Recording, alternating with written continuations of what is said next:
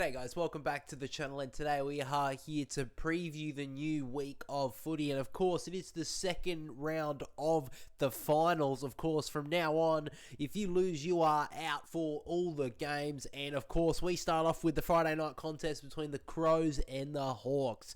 Now Adelaide of course failed their first finals test last game, couldn't deal with the pressure from Collingwood, and pretty much after half time it was pretty much one-way traffic from the Pies. Crows had some opportunities in the final term but really couldn't take their chances, weren't able to kick a goal in that final term, and overall failed their first finals test. While Hawthorn, on the other hand, heading back to SA for another semi-final, of course, remembering last year in 2024, having to go up against Port Adelaide. I think they're a little bit more underdogs this time round, but of course could be able to cause an upset. Now, they're obviously coming off that great win against the Giants last week. However, I think they would be a little bit concerned about the fact that they did concede 7 goals in a row against the Giants, having that game pretty much won midway through the third term, then letting their opponents back into the game. They were able to hold on in the end, were able to get a bit of a strong arm back on that contest, but still, giving up 7 goals in any game in a row isn't great, so they did get away with that in the end. Now, another thing that the Hawks would be a little bit concerned about is the fact that they did lose the inside 50 count against the Giants last week by 16. Now, they did deal with that relatively well, the Hawthorn defence. However, I don't think the Crows will give them that same luxury. If the Crows win the inside 50 count by 16, they win this game by 40 plus points. Now, on a couple of matchups that I'll be interested to watch, I think Adelaide will be sending Sam Berry to Giant Newcombe. We saw the Crows last week pretty much let Dacos and Jordan De Goey run free throughout the midfield. They did go to them at the start of a stoppage, but as soon as the ball was in play, they pretty much just left their opponents, and Dacos and De Goey ran riot. So I couldn't imagine that they would let Giant Newcombe off the chain this week, as he's been so good in September football. We've seen a couple of statistics float around throughout the week how good Giant Newcombe has been in the first couple of years of Hawthorn actually making finals. So I would expect that the Crows negator in Sam Berry will head right to Giant Newcombe at the first bounce of the game. And on the other side of the coin, I actually think that Connor Nash will go after Jordan Dawson. He was one of the Crows' best performers when they played against each other back in round 21, so basically just over a month ago. And Nash has done negating roles in the past, considering that of course Finn McGuinness won't be in the team through injury. I think that Connor Nash is the guy to go with him around the ground, and if he goes forward, probably one of the tall defenders, likely Josh Battle.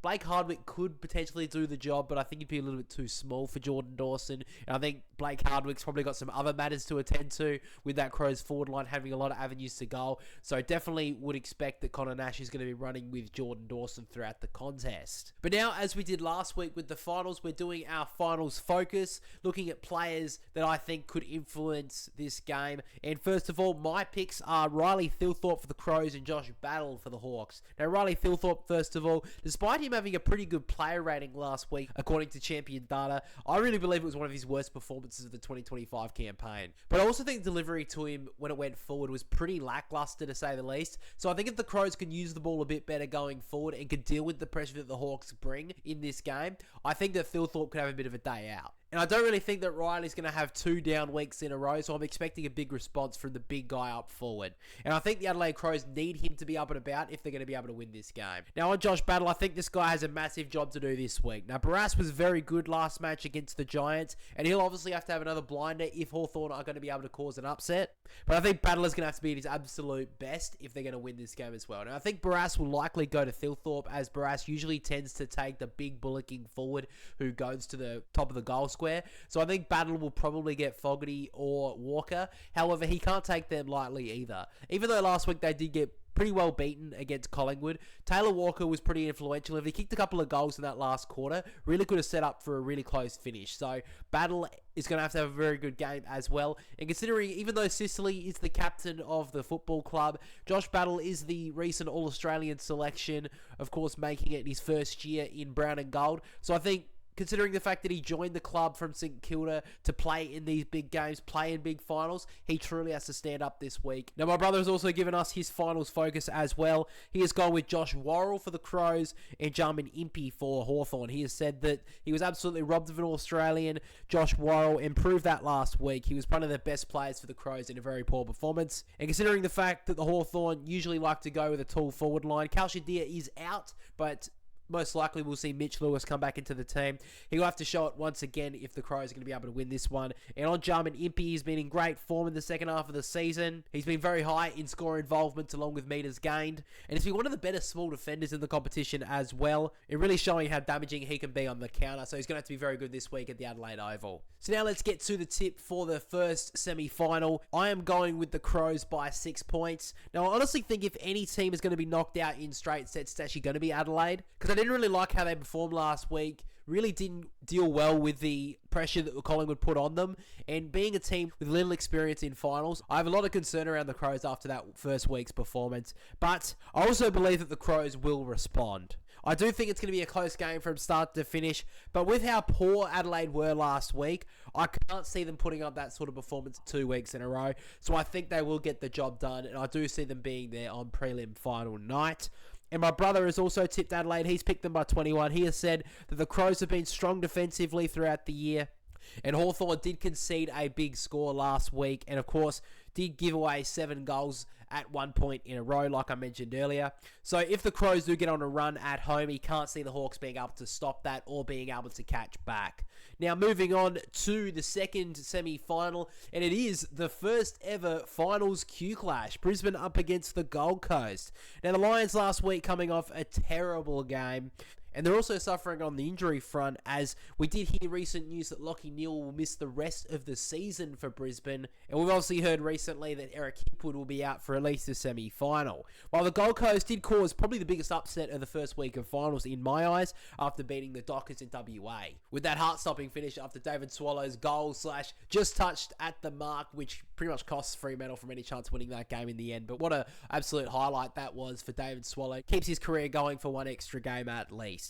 Now, the Lions nearly lost every important statistic last week and got absolutely dominated in the middle of the ground against Geelong, while the Gold Coast let Sarong dictate clearance throughout the game. So I think they have to be better in that facet of the game if they're going to be able to cause an upset against Brisbane. Now, I think that Josh Dunkley will need to line up on Matt Rowell, at least at clearance, as he absolutely killed Brisbane last time these two teams met, as he had 15 clearances by himself, as well as having 10 score involvements and 37 touches. And I think Josh Dunkley lines up on him perfectly, so I think that that will eventuate throughout the game. And on the other side of the coin, I think the matchup the Suns need to get right, need to keep an eye on, is the Cam Rayner matchup. Now, I'll get on Cam Rayner specifically in a moment, but I think that Will Powell is the man to go to him. He had a very underrated game last week against Fremantle, a couple of clutch moments in the final term, and I think he's the perfect guy to go with Cam Rayner around the ground and up forward. I think he's got the body strength to go with him around the ground and in one-on-ones, and I think his speed will be so influential throughout the contest, so I'm expecting Will Powell to go to him. But now let's get to our finals focus.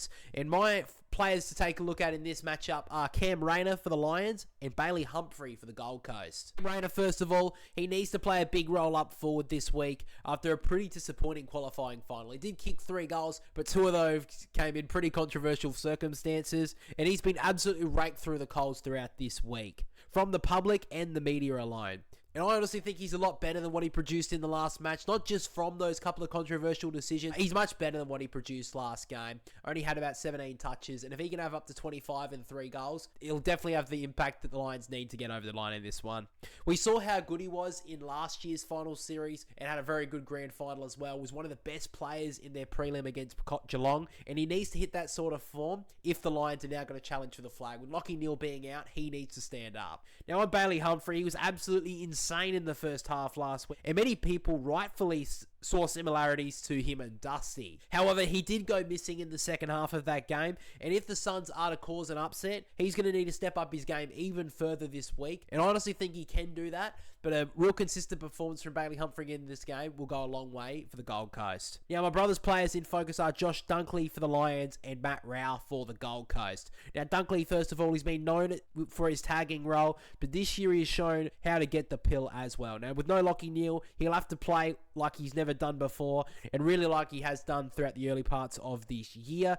And on Matt Rowell, a contested beast, built for finals, had a very good game last week. It needs to be the one who gets the ball out to the runners of the Gold Coast. You're thinking of John Noble, Dan Rowley on the outside, even Braden Fiorini, who's been good since returning to the team in the mid-year. So Matt Rowell, of course, is going to be very important in this matchup. But for now, let's get to the tips for this game.